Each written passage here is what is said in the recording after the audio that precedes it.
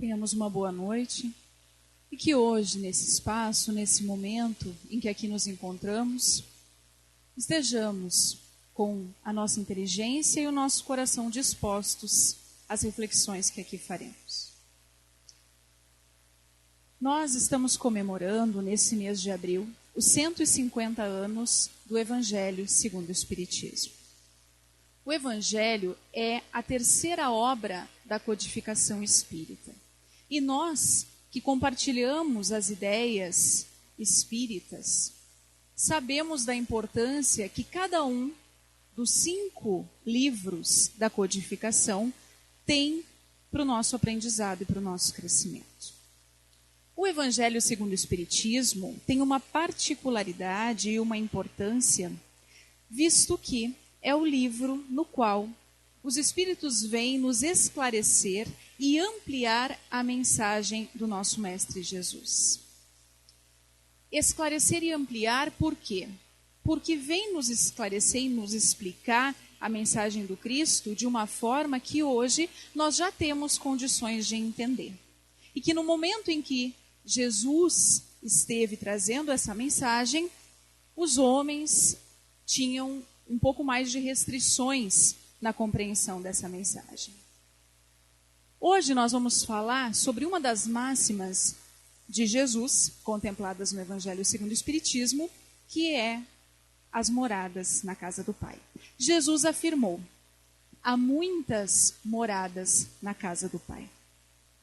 E essa máxima de Jesus, ela pode nos fazer pensar sobre vários aspectos.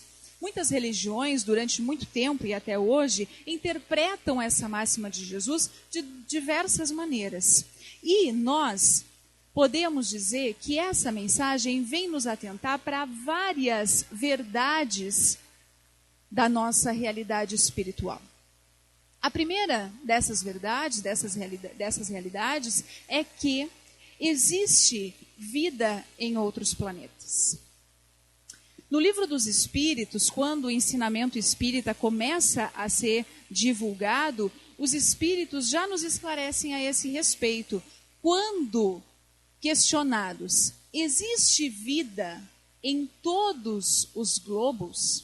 Eles nos respondem, sim, existe vida em todos os globos.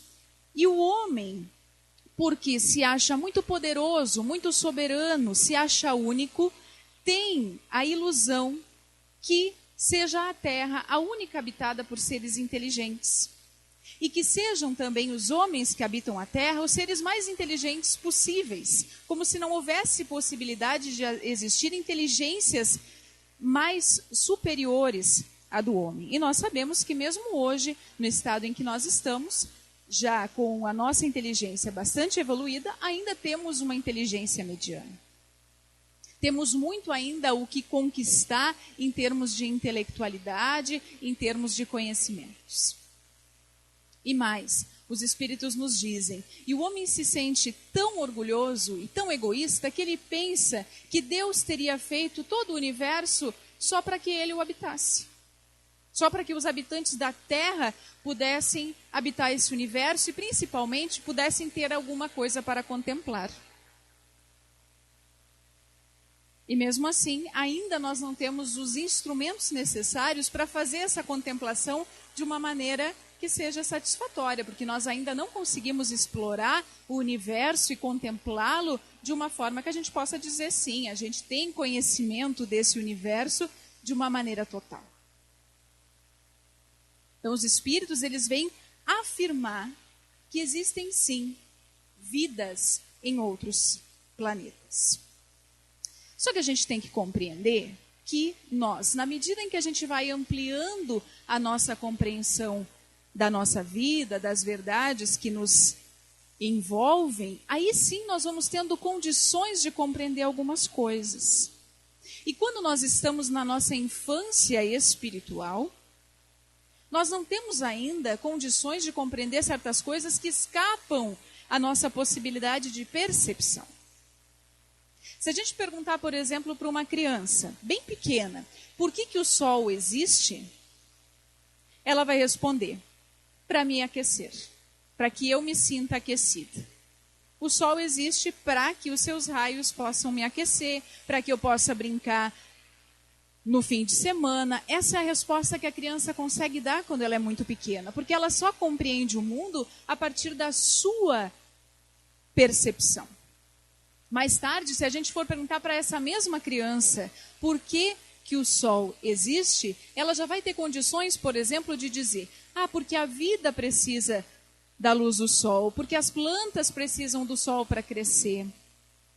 E ela vai ampliando, então, a compreensão do porquê das coisas existirem. E já se nós, numa fase já da adolescência ou na fase adulta, perguntarmos para esse mesmo sujeito por que o sol existe, ele poderá nos dar uma explicação científica mais elaborada do porquê que o sol existe. Então, na medida em que a gente vai aprendendo, vai crescendo e ampliando a nossa compreensão das coisas, a gente vai conseguindo conceber outras verdades. Na nossa infância espiritual, quando nós ainda estamos num estágio evolutivo bastante primitivo, nós não temos como compreender que existam coisas para além daquilo que a gente consegue enxergar, tocar e sentir. Há pouco tempo atrás, a gente acreditava que a Terra era o centro do universo. E quando Copérnico chega e diz: não, a Terra não é o centro do universo, ele foi chamado de louco por muitas pessoas. Hoje, saber que a Terra não é o centro do universo para nós, se alguém chegar e dizer que não, a gente vai chamar essa pessoa, essa só pode estar louca, de dizer que não é. E aí, a gente precisa ir compreendendo o quanto as ideias elas precisam de tempo para que possam florescer, para que possam se tornar mais aceitáveis entre nós. Muitos estudiosos afirmam que acreditam na vida em outros planetas. E dizem o seguinte: bom, se nós não temos como comprovar, mostrar que tem vida em outros planetas, a gente não defende a ideia de que existe dizendo: eu sei porque eu tenho comprovação. Mas através de uma outra pergunta: por que não haveria? Nós podemos nos perguntar: por que não haveria vida em outros planetas? Mas algo que já no Livro dos Espíritos o Espiritismo nos traz e que, de certa maneira, tira algumas das nossas dúvidas, é o esclarecimento de que a vida em outros planetas não tem necessariamente a mesma constituição física que a vida aqui. Que tanto a constituição física do planeta quanto os seres não são iguais ao que nós estamos acostumados a compreender. E no Evangelho, segundo o Espiritismo, nós vamos ter um aprofundamento dessas lições. O Evangelho vem nos explicar que, se não são todos os mundos iguais na sua constituição, eles também são alguns mais evoluídos e outros menos. Então, nós podemos dizer que existe uma escala entre os mundos. Alguns estão começando o seu processo evolutivo. Outros já estão mais adiantados nesse processo. E a Terra? Esclarecem-nos que a Terra ainda é um planeta bastante atrasado. Poderíamos dizer quase mediano no processo evolutivo. E aí muita gente pode pensar assim: bem que eu queria morar num lugar melhor, né? Por que será que a gente está morando nesse planeta que ainda está tão atrasado? E às vezes a gente olha lá fora e olha os noticiários e olha as coisas que acontecem e pensamos que a gente gostaria de morar num outro espaço. Mas nós temos duas boas notícias para dar para vocês. São notícias para aqueles que não estão bem informados. E aqueles que já estão informados, vamos relembrar essas boas notícias.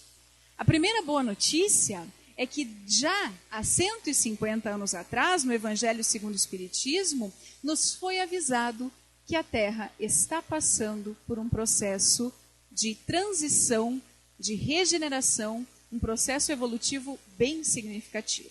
A Terra está passando por um estágio melhor na progressão dos mundos. Há 150 anos isso já nos foi anunciado. E hoje nós estamos num patamar bem mais evoluído do que quando o Evangelho foi publicado. E essa evolução, essa progressão dos mundos, ela diz respeito ao quanto os seus habitantes ainda se comprazem ou não no mal.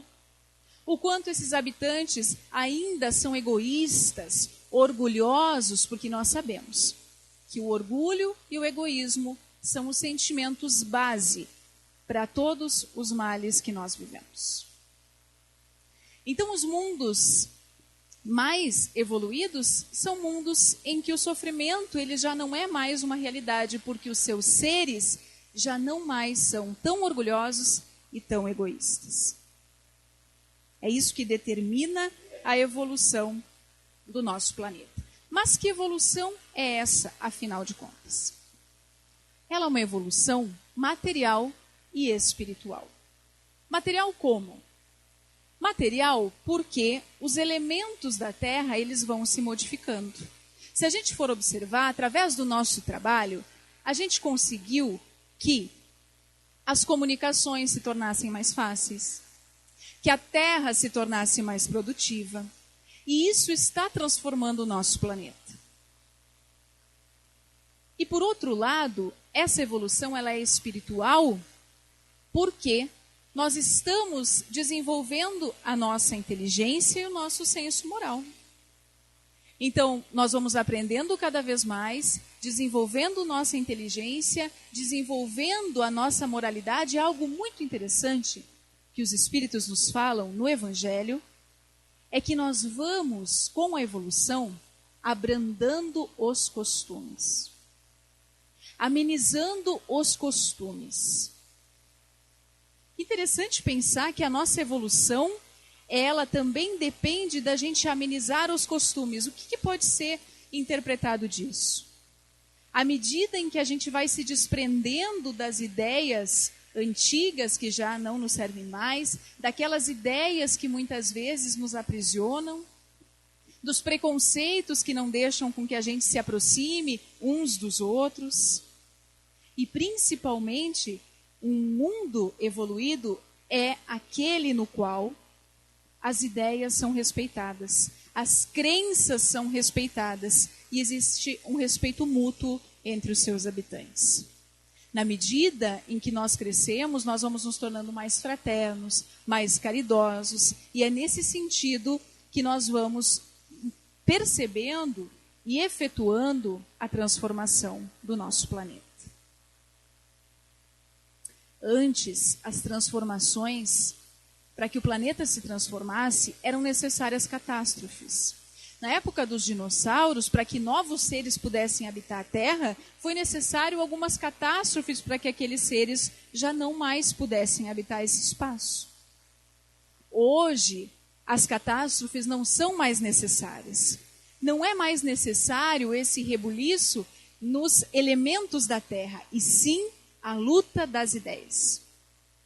É pela luta das ideias que nós vamos construir um mundo regenerado. Um mundo melhor. Na medida em que, pela luta das ideias, a gente vai transformando as nossas instituições, a gente vai transformando as nossas leis, transformando tudo isso em espaços mais humanos e num lugar melhor para que a gente possa viver. Algo que o Evangelho nos aponta e que é resultado e consequência desse raciocínio é que nós, seres humanos, temos um papel ativo na criação. Se antes a gente achava que a tudo nós éramos vítimas, que aquilo que nos acontecia de certa forma era resultado de outras coisas, hoje, através dos ensinamentos espíritas, nós compreendemos que nós temos um papel ativo na criação. Nós estamos o tempo todo trabalhando e através do nosso esforço é que a evolução do nosso planeta vai ser possível. E por que nós falamos isso? Para dar a segunda boa notícia. A segunda boa notícia que nós temos nessa noite é que, além de que Jesus se referia às moradas da casa do Pai como sendo os diversos planetas habitados, ele também se referia às diversas moradas interiores. Ao quanto as moradas na casa do Pai pode ser o nosso estado íntimo, o nosso estado do espírito. E o quanto nós podemos edificar uma morada melhor através da edificação da nossa morada interior. E aí nós temos o esclarecimento que é, na medida que nós vamos construindo a nossa morada interior, é que nós vamos tendo necessidade de que o nosso meio se adapte à nossa nova realidade. E a gente vai transformando esse meio para que a gente possa viver melhor nesse espaço. As moradas interiores, elas são espaços nos quais a gente pode ser feliz ou não. E a nossa felicidade começa aí. Tanto é que nós podemos dizer assim, se hoje eu estou me sentindo mal, eu estou em sofrimento, eu estou me sentindo numa situação bastante difícil, eu posso pensar assim, eu vou sair daqui. Aqui não está me fazendo bem. E eu vou para uma praia. Nós que moramos longe da praia, a gente gosta, muitas pessoas gostam da praia. Vou para uma praia, lá eu vou sentir a brisa do mar, eu vou sentir a natureza e lá eu vou me sentir melhor. Mas quando nós saímos do nosso espaço e vamos para outro, pode ser que a gente consiga um outro espaço para pensar, mas a nossa morada interior vai junto. A casa a gente não leva, mas a nossa morada interior, ela nos acompanha em qualquer lugar. E se eu estou mal aqui, não quer dizer que lá eu vou ficar bem e todos os meus problemas vão ser resolvidos só porque eu mudei o lugar em que eu estava. Do mesmo jeito aqui, hoje, muitas pessoas podem estar muito felizes, num momento bom da sua vida, e outras pessoas podem estar se sentindo muito mal, num sofrimento muito intenso. E esse espaço, para cada pessoa, se torna aquilo que a sua morada interior está lhe fazendo sentir. Então nós temos que ter atenção à construção de um mundo melhor dentro da nossa morada interior. E se a progressão dos mundos ela é proporcional à evolução dos seres, a nossa morada interior, ela vai ser melhor, ela vai ser algo que vai nos trazer mais felicidade na medida que a gente aprender. Que a gente estiver aberto aos ensinamentos que a vida quer nos dar, aos enfrentamentos que a vida quer nos proporcionar. Na medida em que a gente estiver disposto a crescer e aprender com as situações. É nessa medida que a gente vai conseguir construir um mundo melhor. E algo que nós podemos observar, talvez através da nossa experiência, é que quanto melhor, quanto mais nós nos desprendemos das coisas, quanto mais nós temos menos necessidade das coisas, melhor se torna a nossa morada interior. Porque se eu preciso de 50 sapatos para ser feliz, eu vou ter que trabalhar muito, eu vou ter que me esforçar muito para conseguir os ditos 50 sapatos. Mas se eu sou feliz com um só, a partir do momento que eu tenho um, eu estou bem e já consigo seguir a minha vida buscando outras coisas. Existe uma frase que encerra uma verdade muito grande, que diz que o rico é aquele que tem menos necessidades. Quanto menos necessidade de ter as coisas eu tenho, mais rico eu sou. Porque menos eu tenho que me esforçar, menos eu tenho que colocar a minha energia, que podia ser utilizada em outras coisas, na aquisição de coisas que, na verdade, são efêmeras, de coisas que, na verdade, depois de um tempo, a gente percebe que não tem tanto valor. Então, nós temos que, a partir dos ensinamentos do Evangelho e dessa máxima de Jesus, que existem muitas moradas na casa do Pai, buscarmos ampliar a nossa compreensão da vida e aceitar, reconhecer a imensidade do universo e a sabedoria de Deus ao habitar todos os globos, os mundos. a sabedoria divina e também a utilidade do universo, pensando e aceitando que os mundos, por que não, seriam habitados. E que diante dessa imensidade, quantas coisas nós temos a conhecer, quantos mundos nós temos a explorar, quantas experiências nós temos por passar. E diante dessa imensidade, o quanto às vezes as nossas dificuldades são pequenas. O quanto ainda certas coisas que aparecem na nossa rotina, no nosso caminho, são coisas que, se a gente olhar, são insignificantes. Que a gente possa reconhecer essa magnitude da criação divina. E que a gente possa conseguir, aos poucos, assumir esse papel ativo na criação. Se nós temos um papel ativo na criação, o nosso trabalho nunca vai ser inútil. Quantas vezes a gente se sente inútil achando que a gente não está fazendo coisas que vão ser boas para a nossa sociedade, nem mesmo para nós? O nosso trabalho sempre é útil. E nós, por mais que o nosso esforço ele seja restrito às nossas forças, nós estamos fazendo a nossa parte. E nós sempre temos a possibilidade de lutar e trabalhar para que o nosso mundo seja melhor. Que a gente possa fazer esses reconhecimentos, olhar para o universo, conseguir entender essa grandiosidade e, observando a realidade do nosso planeta, podermos estar dispostos a lutar pelas ideias.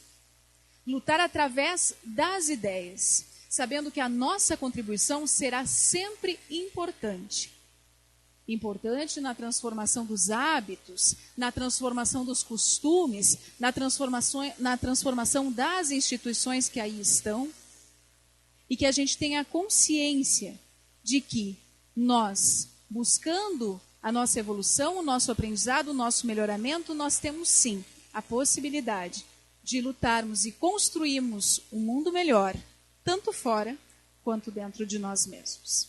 Eu agradeço a atenção de todos vocês e que nós tenhamos todos uma boa noite.